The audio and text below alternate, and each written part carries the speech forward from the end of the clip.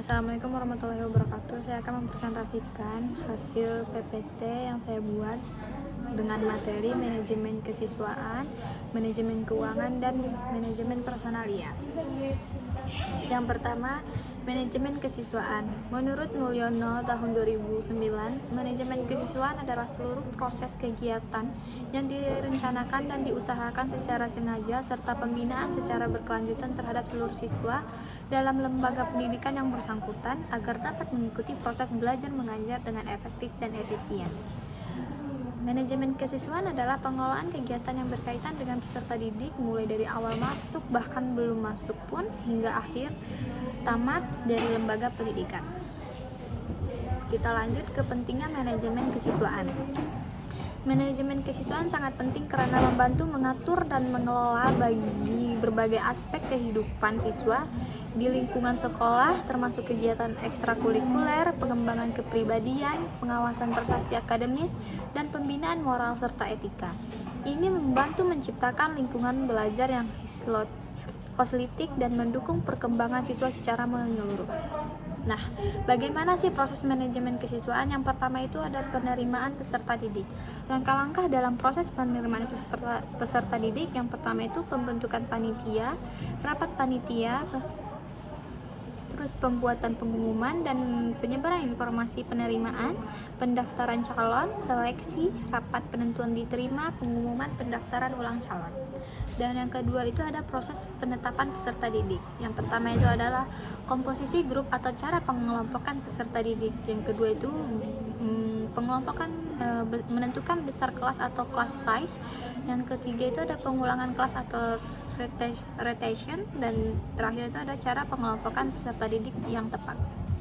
Nah, proses selanjut yang terakhir itu adalah pembinaan peserta didik. Pada tahap ini ada orientasi peserta didik baru, pengadministrasian kehadiran peserta didik, pengaturan kedisiplinan peserta didik, mutasi dan promosi peserta didik, pengaturan tata tertib dan sanksi, dan yang terakhir itu adalah penyediaan kegiatan ekstrakurikuler. Kita masuk ke materi selanjutnya, itu manajemen keuangan. Apa sih manajemen keuangan? Menurut Sartono tahun 2012, istilah manajemen keuangan dapat diartikan sebagai manajemen dana baik yang berkaitan dengan pengelompokan dana, pengalokasian dana dalam berbagai bentuk investasi secara efektif maupun usaha, pengumpulan dana untuk pembiayaan investasi atau pembelanjaan secara efisien. Dan yang terakhir, manajemen keuangan adalah proses perencanaan, pengorganisasian, pengendalian, dan pengawasan atas sumber daya keuangan sesuai entitas atau organisasi. Yang selanjutnya itu pentingnya manajemen keuangan. Manajemen keuangan membantu memilah pengeluaran penting dari yang tidak penting, memaksimalkan penggunaan dana yang ada tanpa merasa kekurangan atau mencapai efisiensi biaya operasional. Nah, bagaimana sih proses manajemen keuangan? Manajemen keuangan merupakan kegiatan yang mencakup perencanaan, penganggaran, pemeriksaan, pengelolaan, pengendalian, pencairan, dan penyimpanan dana yang dimiliki oleh perusahaan. Demi kelancaran, keberlangsungan bisnis dalam jangka waktu lama, diperlukan manajemen keuangan yang dilakukan secara matang. Kita lanjut ke materi terakhir, manajemen personalia. Apa sih yang dimaksud dengan manajemen personalia? Manajemen personalia adalah penyediaan kepemimpinan dan pengarahan pada karyawan dalam pekerjaan atau hubungan kerja.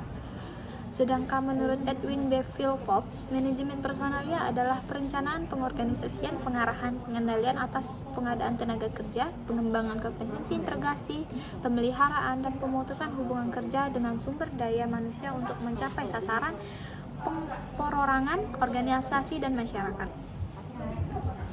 Seberapa penting sih manajemen personalia ini? Manajemen personalia ini sangat penting karena melibatkan pengelolaan sumber daya manusia di sebuah organisasi. Beberapa alasan mengapa manajemen personalia ini sangat penting. Yang pertama itu adalah untuk menentukan rekrutmen dan seleksi yang efektif,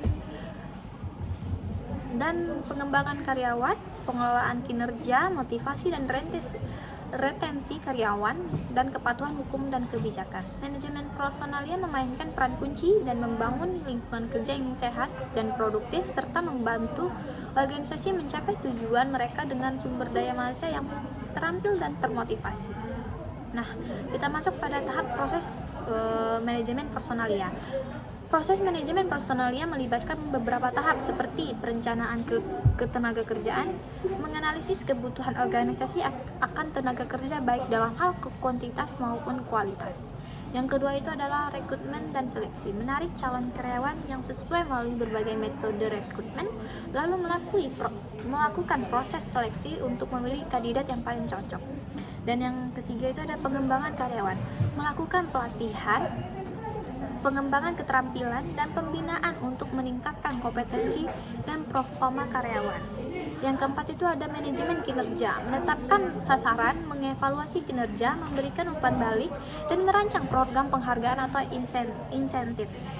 Yang kelima itu ada manajemen konflik dan hubungan karyawan, mengenai konflik internal, memfasilitasi komunikasi, serta memastikan hubungan antara karyawan dan manajemen berjalan harmonis. Yang keenam itu ada manajemen kompensasi dan manfaat, menyusun kebijakan gaji, tunjangan, dan manfaat lain yang sesuai dengan standar industri dan kebutuhan karyawan. Yang terakhir itu adalah pemutusan hubungan kerja atau PHK atau pengunduran diri jika diperlukan, pengelolaan proses PHK atau pengunduran diri dengan adil dan sesuai peraturan yang berlaku.